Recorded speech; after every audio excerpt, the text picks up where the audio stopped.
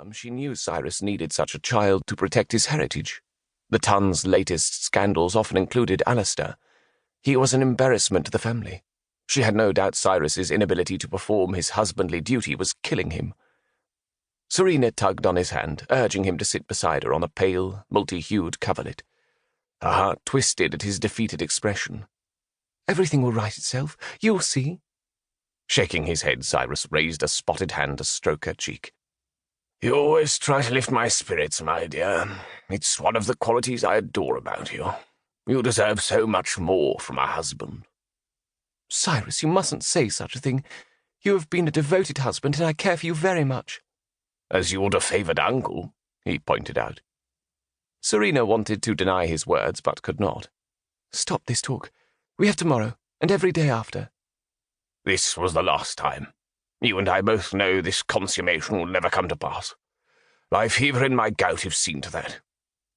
Serena bit her lip and looked away, hoping to hide her disappointment, but Cyrus knew her dreams. In the early weeks of their marriage, they'd often discussed her impatience for motherhood.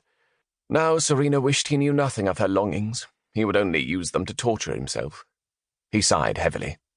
"You're thinking of children again, are you not?"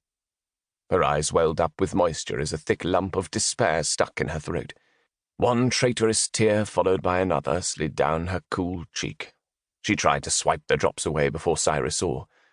Instead, he took her hand in his, then dabbed her tears with a linen sheet. "I am sorry. More sorry than I can say." His voice cracked with regret. "I know the pressure your grandmother has put on you. I realize how difficult it was to attend your sister's lying in."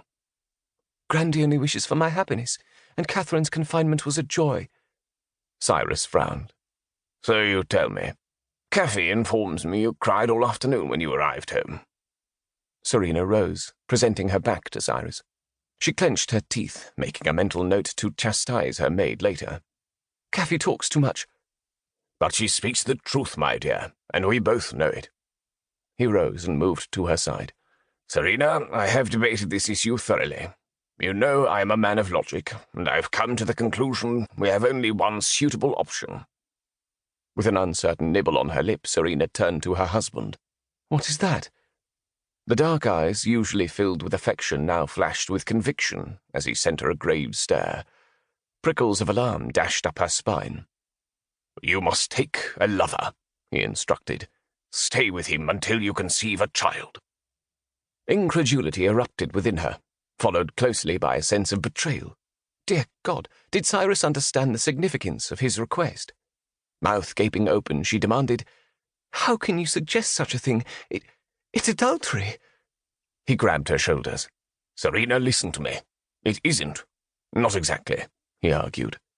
"I am giving you leave to fulfill your dream of motherhood. Understand that, please." She wrenched from his embrace, staring at his familiar face in shock. "I stood before an altar in the house of God and vowed to be faithful as long as we both should live, not as long as you wished me to be." "I would not ask you to take a lover if I doubted this decision was the right one. I need an heir to protect a title and fortune over 400 years old.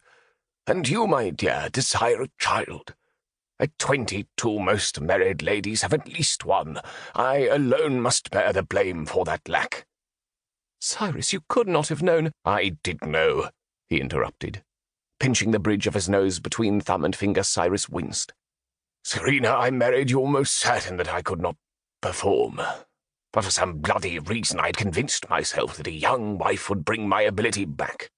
It's because of that selfishness you're not a mother. Had you married any other man, you would be bouncing a babe on your knee now, perhaps two." He had known of this deficiency, yet married her anyway.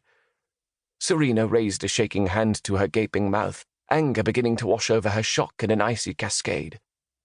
Cyrus eased her hand from her face and into his, then knelt before her.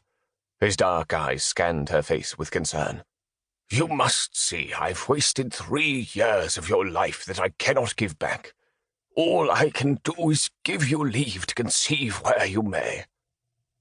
The bleak grey of Cyrus's eyes matched the resignation in his stance. Serena's ire dissolved as compassion overtook her heart.